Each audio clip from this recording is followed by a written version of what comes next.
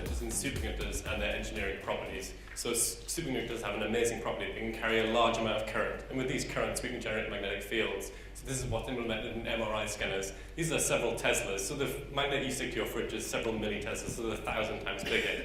But there's a limit at how much current you can pass through these superconductors. At some point, they go from being superconducting, where they have all these amazing properties, being resistive normal conductors. And we're interested in what value that is. So this value also varies with magnetic field and temperature. So temperature is relatively easy to control. We stick it in a cryogen, we monitor it, and we go, oh, that's fine. But magnetic field is a little bit more difficult. So we want to measure these materials, which are used for engineering properties, in magnetic fields that sort of simulate their operating environment.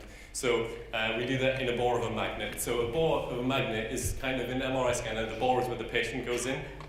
Okay. So you can see we've got, on the left here, we've got a diagram of this. So what we do is we want to measure as much superconductor as possible, but we've got a limited size bore. So how do we do that? We wind it in a helix, and we've got about 1.5 meters of wire on here, and then we pass the current through as we measure it in a magnetic field.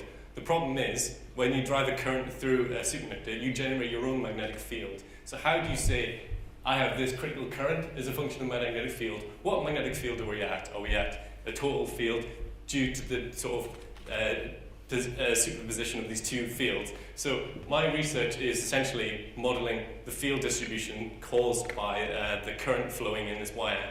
So other groups have done things where they assume a uniform property, they assume a geometry which is simplified in some ways, but I've looked at a full 3D geometry.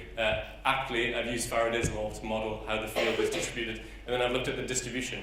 But there's no point just modeling all these things and getting lovely relationships and graphs. I'm currently in the process of measuring this. What does this mean for technology? If we can understand this property as a function of magnetic field, we can change how we operate on MRI scanners. We can push the current we operate at. We can reduce the amount of material you use in them, reducing costs, and we can generally just work to build a superconductor that's more efficient. So why have I chosen this sample holder?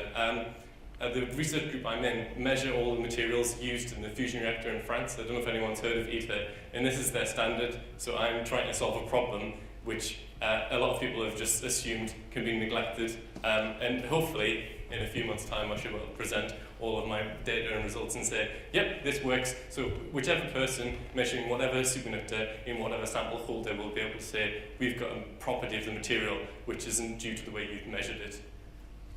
Thank you. Thank you.